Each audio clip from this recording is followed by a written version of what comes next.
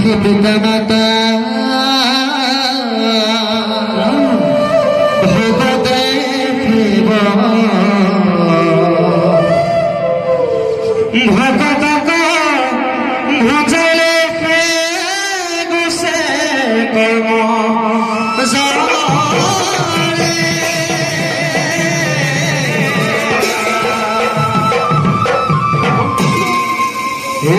ভগত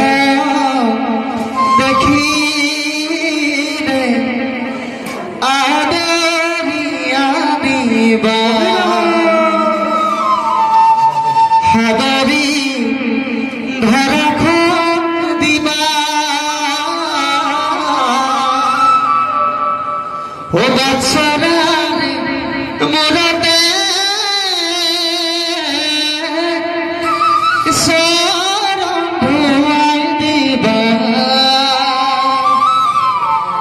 সেয়াই হব ভকতৰ সেৱা বন্ধ সেয়াই হব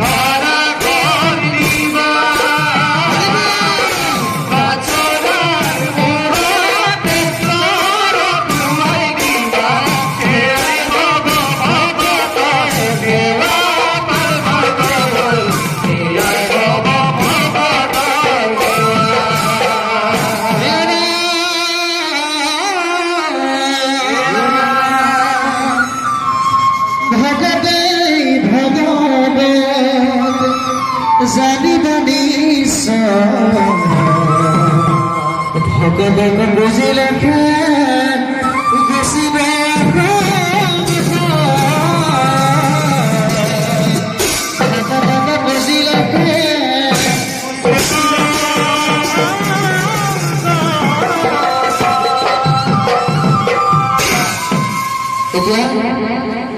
ভকতসকলকো কেনেকৈ পৰিশ্ৰম কৰিব লাগে নামৰ আকাৰে গুৰুজনাই কৈ থাকিব লাগিব। কিন্তু আমিতো জানিব লাগিব ভকত মানে কি নহয় জানো? শাস্ত্ৰত যি বিদিতা আছে আৰু আগতে গৈছোঁ দিগ্গজনে গাই গৈছে সেই আদৰ্শলৈহে আমি গাই গৈছোঁ যদি কিবা ভুল ত্ৰুটি হয় আপোনাসকলে শুধৰাই দিব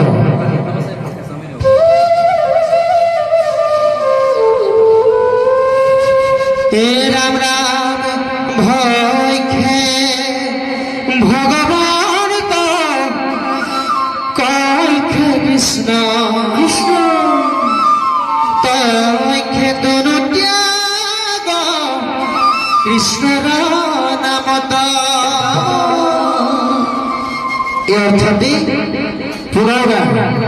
আকৌ নামৰ কাৰণে কি কৈছে শুনকচোন ভয় খে ভগৱন্ত হৈ বিশ্ব ব্ৰহ্মাণ্ডৰ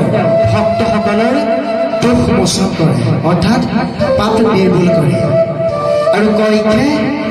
যে বিশ্ব ব্ৰহ্মাণ্ডৰ বৈষ্ণৱসকলে কৃষ্ণ নাম লয় আৰু তইখে আমি সবে অৰ্থাৎ ভকতসকলে শ্ৰীকৃষ্ণ অৰ্থাৎ ভগৱন্তৰ ওপৰত সমস্ত দেহ মন ত্যাগ কৰি দিয়ে আৰু তেতিয়াহে প্ৰভু ভগৱন্তই সেই ব্যক্তিজনক ভকত বুলি গণ্য কৰে অৰ্থাৎ ভগত হ'বলৈ হ'লে তুমি ভগৱন্তৰ নাম ল'ব লাগিব ভগৱন্তৰ শ্ৰৱণ কীৰ্তন কৰিব লাগিব ভগৱন্তৰ চৰণামৃত সকলো মায়া মোহ দম্ভ দৃশ্য অহংকাৰ ত্যাগ কৰিব লাগিব আকৌ ভাবে কি কৈছে শুনিছোনা হওক এ ৰাম ৰাম ভয় খে ভগৱান ভৱ বিমোচন কয় খে কৃষ্ণ নাম ভজন এ ৰাম তই খে তনু ত্যাগ কৃষ্ণৰ নামত হে মহান বাণীত অমৃত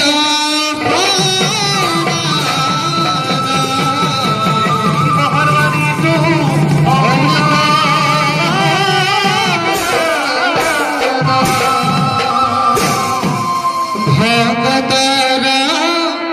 ভয় হাৰি ভৱ বিমোচন তোমাৰ শৰণে পৰি কৰহু বন্দনা ভগতৰ ভয় হাৰি ভৱ বিমোচন তোমাৰ শৰণে পৰি কৰহু বন্দনা তুমি ভগৱান তুমি কৃষ্ণ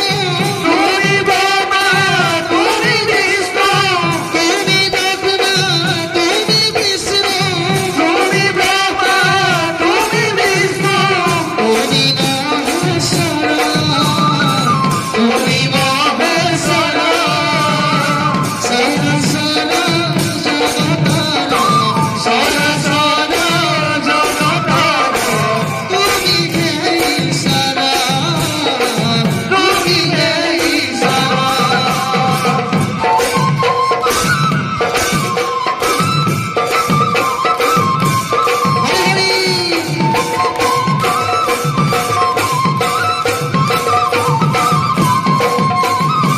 তুমি পিতা তুমি মাতা তুমি পিতা তুমি মাতা তুমি পিতা তুমি মাতা তুমি পিতা তুমি মাতা তুমি হে বান্ধৱ তুমি হে বান্ধৱ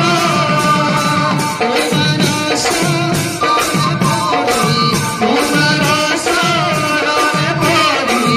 কৰহু বন্দনা কৰহু বন্দনা